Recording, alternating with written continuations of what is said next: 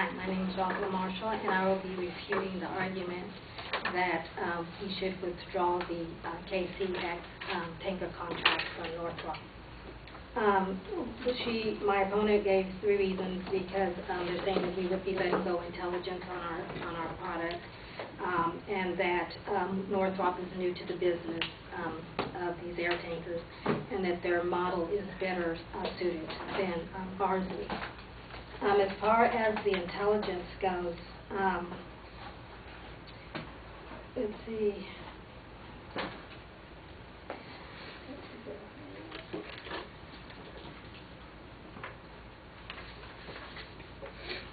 As far as the intelligence goes, there is a thing called the international base, and that's where all of the military alliances are held. There's arguments to be made that, well, for instance, during his presidency, President Eisenhower called for a robust and competitive industrial base. And he said it must be quick and fully responsive to the complicated and ever-changing requirements of modern war.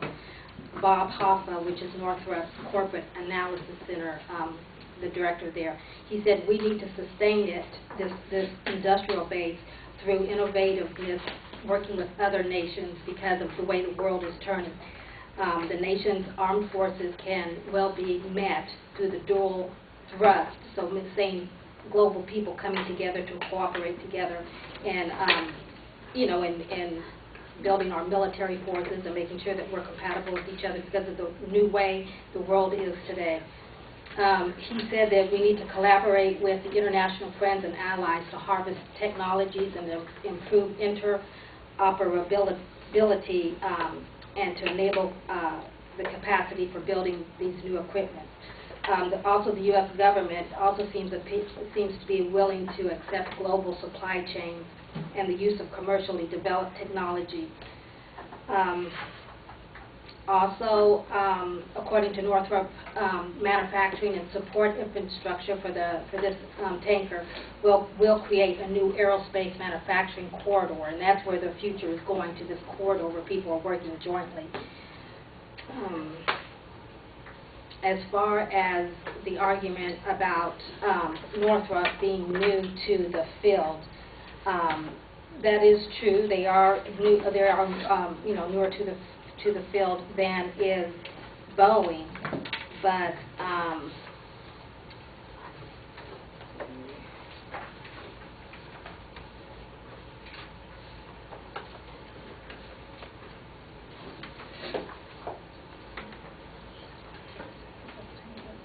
well, the thing of it is that these equipments have been tried. They have been flown. They've been tested. They've done an actual transfer of fuel in the air, so everything is working on the equipment. They have also delivered several planes. 4 of them they have delivered to Saudi Arabia, to Italy, not to Italy, but to Saudi Arabia, and to about 3 other countries. So they have actually delivered on this equipment.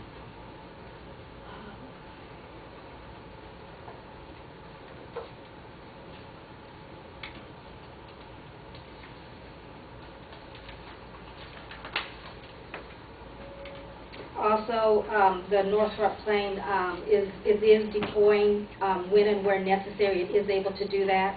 It does have superior performance. It has excellent takeoff performance, which allows it to depart from 7,000-foot runway fully loaded. It's standard ground. It has a standard ground turning radius that enables the tanker to operate from hundreds of airfields around the U.S. It is more modern than the Boeing KC-67. It's more capable. It has the best value. And it will revolutionize air refueling. It will allow 50% fewer aircraft because of the way it is. It's bigger. It has a bigger capacity to hold more fuel, so there's less aircraft that have to be out there. The Army will have to fly fewer sorties. There'll be 30% less fuel confirmed. There'll be 30% less fuel, and this is confirmed by the Chief of Staff of the Air Force, General Duncan. Jay McNabb, who said that the K-45A will revolutionize our ability to employ tankers. This is also according to the Air Force General Arthur J. Litch. The U.S. Air Force will have significant increase in performance. It will support U.S. Air Force aircraft as well as the Navy and the Marines. The aircraft operated, and it will also be able to help the aircraft operated by the Allies.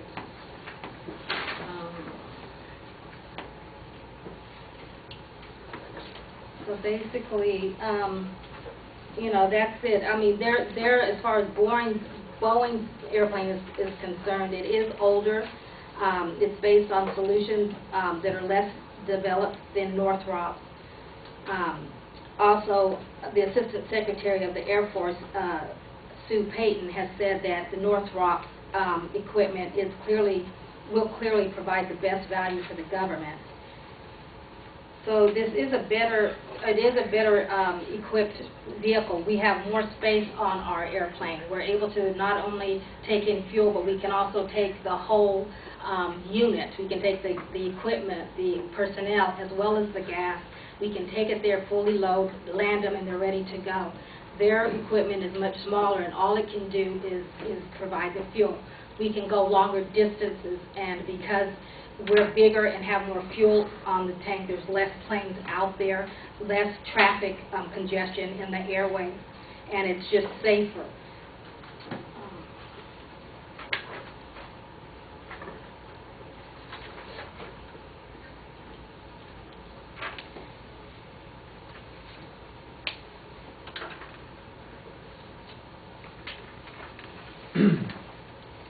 Also, here we have that Judge Lefau, who was the one who was looking at the proposal. He has stated that our product is fine. The reason that Boeing was wanting to withdraw had nothing to do with our equipment. Now it seems like they're wanting to argue about the equipment. They were talking about that they didn't like the way that the contract was handled. So there's nothing wrong with our equipment. Our equipment is quite competitive and compatible with the U.S., and no one is really arguing that besides Boeing. If you look at the statistics and you look at all the facts, we have a better equipment. It's bigger, it's able to provide the U.S. Air Force with more capability. So that's the driving force on our product. You're getting more for your money, and that's what you should agree to do, is to go ahead and let that contract stand as it is.